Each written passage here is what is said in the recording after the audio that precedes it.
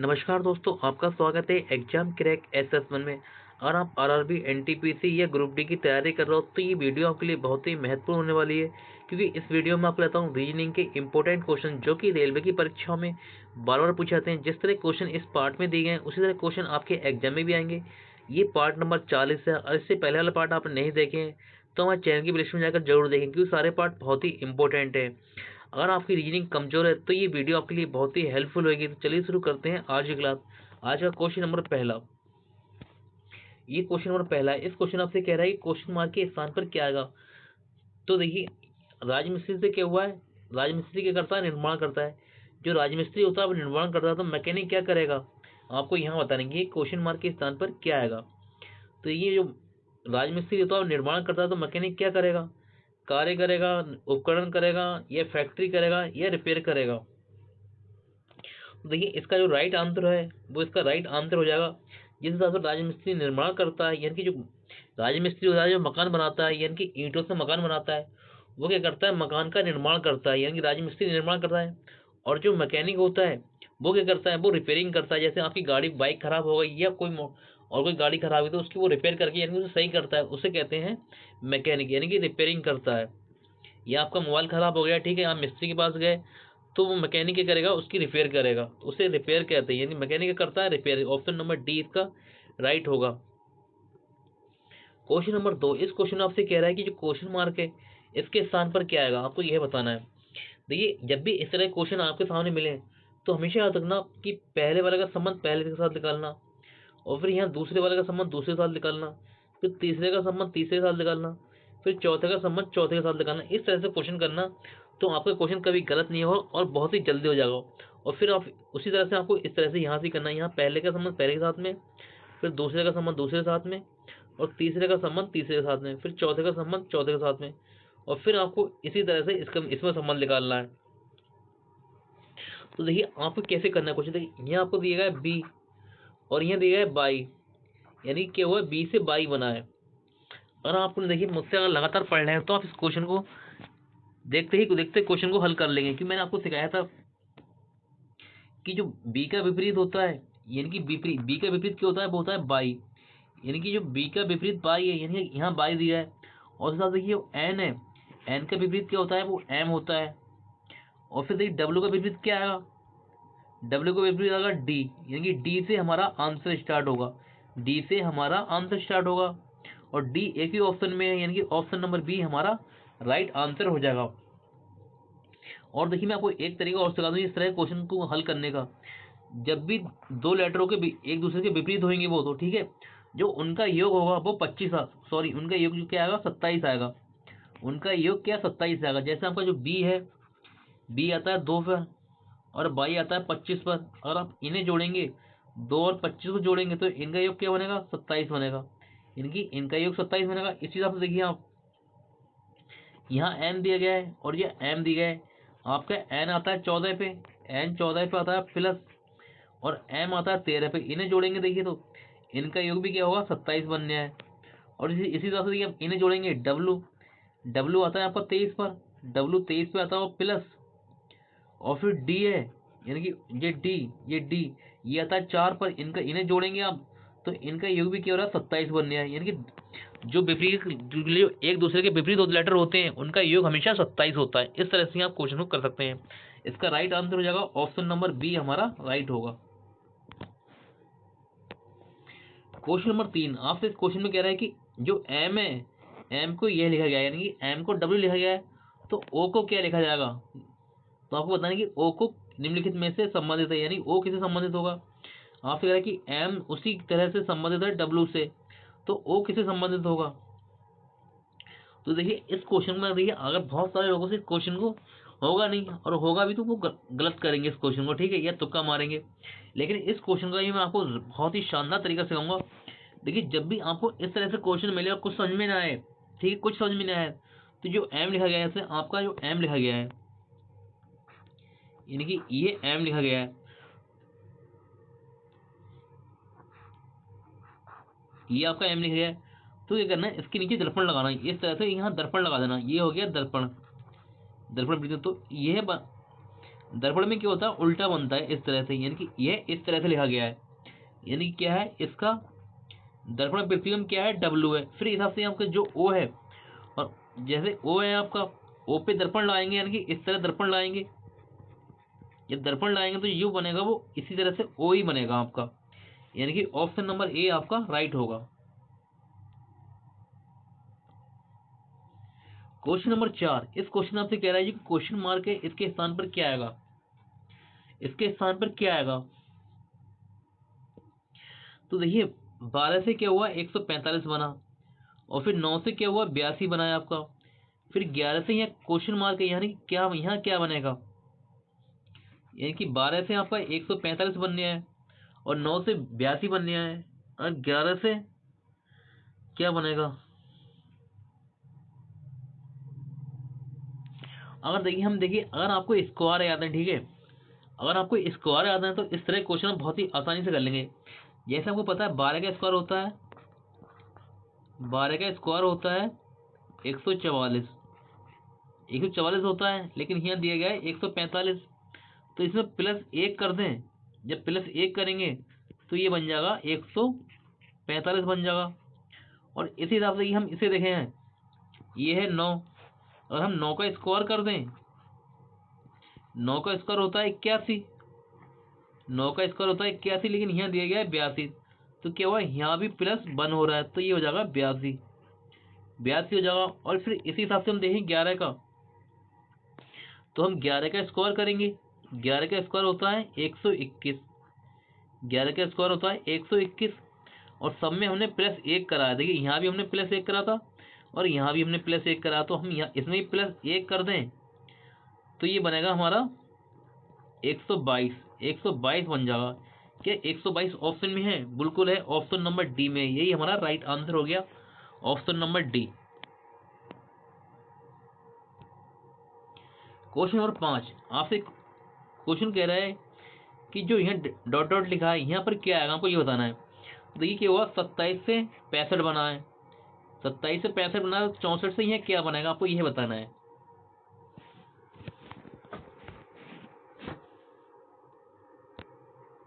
और आप देखिए 27 से 65 बना है, किस तरह से बना होगा ये, 27 से 65,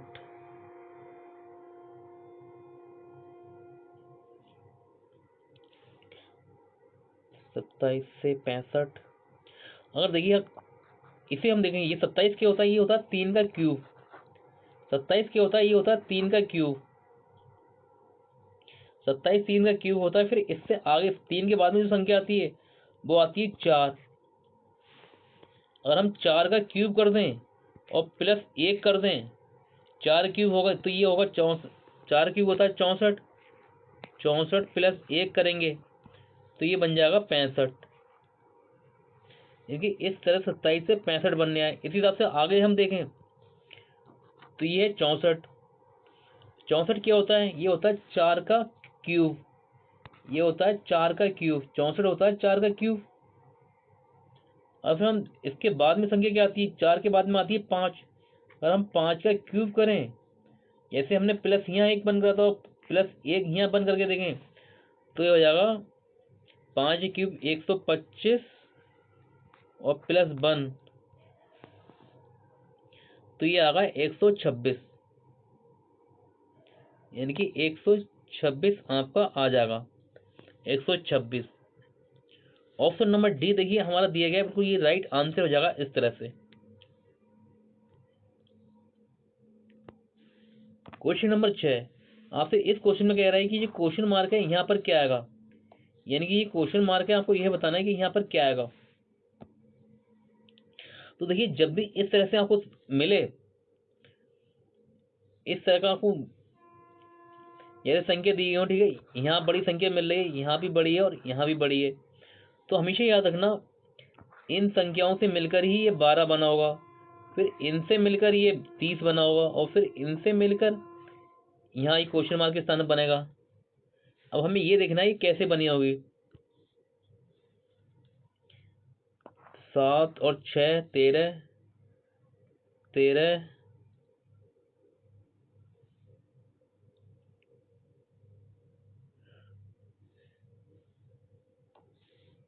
7 5 12 और 8 और 2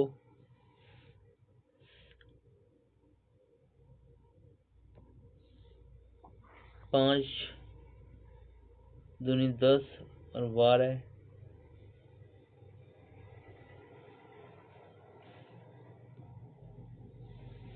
देखिए अगर हम देखिए इसकी ऐसे इस तरह से करें, हम इसे देखिए 7 का और 6 का गुणा करें, 7 इंटू 6 कर दें,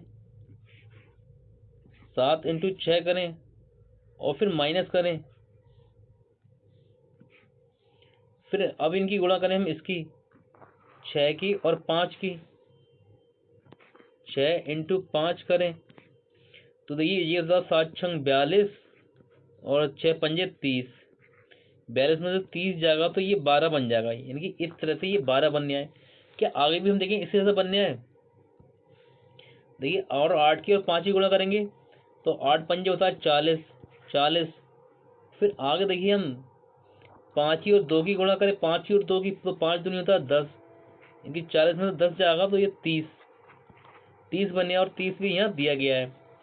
इसी हिसाब से देखिए हम यहाँ भी देखें 5 की और 4 की गुणा करें, 5 की और 4 की तो 5 चौक होता है 20, 5 चौक होता है 20 और फिर नीचे गुणा करें, नीचे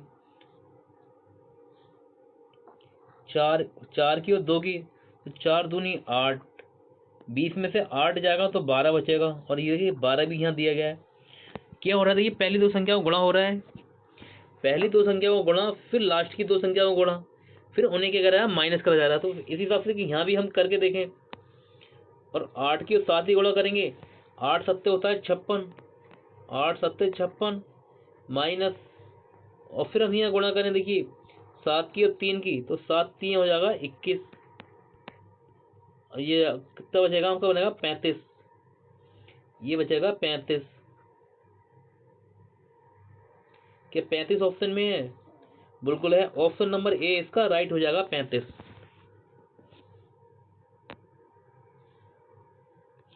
देखिए इस तरह के क्वेश्चन भी आपको रेलवे में सबसे ज्यादा पूछे जाते हैं और खासकर रीजनिंग में आपको इस तरह के क्वेश्चन मिलेंगे ही मिलेंगे। देखिए आपसे यहाँ कह रहे हैं कि प्लस को, जो प्लस का अर्थ है डिवाइड, यानी कि जहां आपको प्लस प्लस देखे वहां आपको डिवाइड का निशान लगाना है, यहाँ प्लस है तो यहाँ आपको डिवाइड का निशान लगाना है। फिर आगे आपसे कह रहा है कि डिवाइड का अर्थ है माइनस, यानी यहाँ जहाँ डिवाइड दिखे वहां माइनस लगाना है, यानी कि यहाँ क्या होगा माइनस होगा। फिर आपसे कह रहा है माइनस का अर्थ है गुणा, जहाँ माइनस देखे वहां गुणा का निशान लगाना, ये गुणा हो जाएगा।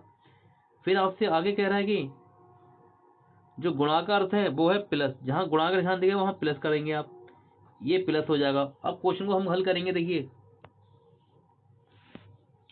अगर देखिए 10 और ये 5 क्या है डिवाइड में है तो 5 पहुंच जाएगा नीचे, माइनस 7 गुणे 4 प्लस 30।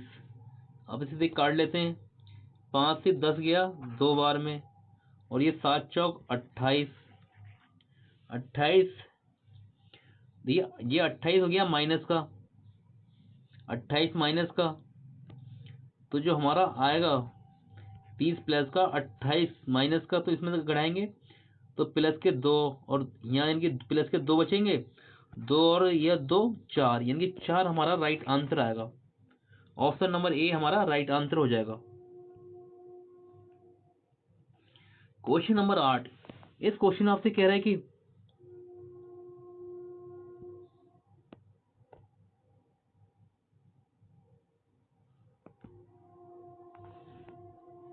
आपसे कह रहा है निर्देश निम्नलिखित प्रश्न नीचे दी गई जानकारी पर आधारित है, यानी कि जिनकी जानकारी दी गई है, जैसे यहाँ अंग्रेजी दिया है, फ्रेंच दिया गया है और ये हिंदी दिया गया है। तो आपसे कह रहा है 4000 विद्यार्थियों वाले किसी विद्यालय में 3000 को अंग्रेजी आती है, 2000 को फ्रेंच आती है और 500 को हिंदी आती है, 1500 को फ्रेंच आती है। इसे छोड़ो, ठीक है, हम आते हैं क्वेश्चन पर। तो हमसे क्वेश्चन कर रहा है कितने विद्यार्थियों को केवल 2 भाषाएं आती हैं, यानी केवल 2 भाषाएं आती हैं। देखिए एक भाषा आती हो और 3 भाषाएं आती हो, केवल 2 भाषाएं आती हो। तो क्वेश्चन कर रहा है कितने विद्यार्थियों को केवल 2 भाषाएं आती हैं। तो 2 भाषाएं कितनी किस किस से आती हैं? देखिए तो देखिए दो भाषाओं का तो ये हो जाएगा 150 हो जाएगा ये, और फिर ये 250 हो जाएगा। इन्हें केवल दो भाषाएं आती हैं, और एक ये हो जाएगा। कैसे होगा देखिए, अभी दिया है 1450, ठीक है, तो ये अंग्रेजी में और फ्रेंच में, यानी कि केवल दो भाषाएं हैं। और फिर यहाँ दिया है 250, ये 250 दिया है, ये फ्रेंच में और हिंदी में, यानी कि केवल दो भाषाओं में। फिर ये 150 है, ये क्या है, अंग्रेजी में और हिंदी में, यानी केवल दो भाषाओं में। तो हम इन सबको जोड़ लेंगे कि हमसे पूछ रहा है केवल दो भाषाएं। तो देखिए 1450 ये हो जाएगा, इनकी 1450, और फिर ये 150 ये हो जाएगा 150, और फिर ये हो जाएगा 250, यानी कि 250। तो इसे हम जोड़ लेते हैं अब। 0 5 3 15 के 5 हासिल 1 4 2 6 और 1 7 और 1 8, इनकी 1850। केवल दो भाषा कितने विद्यार्थी होंगे, 1850, यानी मतलब इनकी जो हमारा राइट आंसर होगा वो होगा option number C. Option number C हमारा राइट आंसर होगा 1850।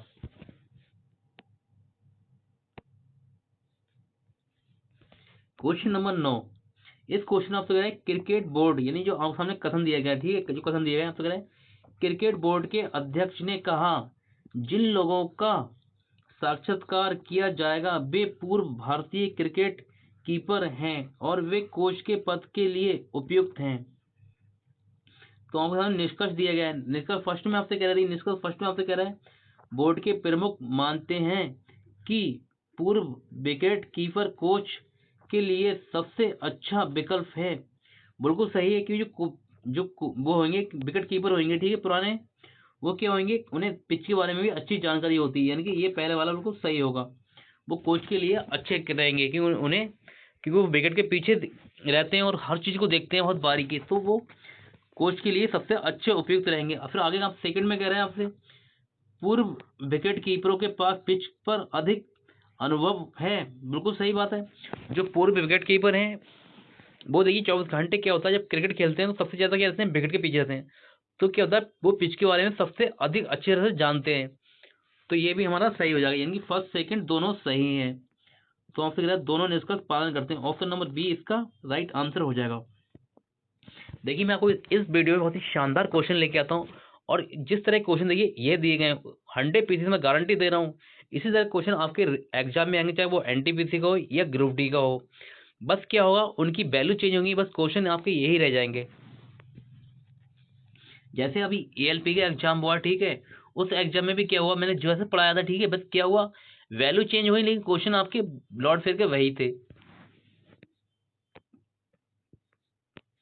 क्वेश्चन नंबर 10, इस क्वेश्चन में नीचे दिए गए चित्र के लिए दर्पण प्रतिबिंब का चयन करेंगे कि दर्पण प्रतिबिंब बनाना है। तो देखिए ये आपका चित्र दिए गए और ये आपका दर्पण लगा है, यानी कि जो एम और एन है ये है क्या है, दर्पण है। तो इसका दर्पण प्रतिबिंब कैसे बनेगा ये आपको बताना है। तो देखिए मैंने आपको बताया, जैसे ये दूर वाली चीज ये दूर बनेगी, ये पास में तो पास में बनेगी, ये थोड़े बीच में तो बीच में बनेगी।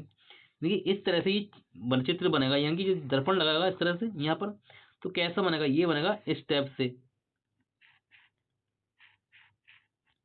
इस तरह से बनेगा ये वाला।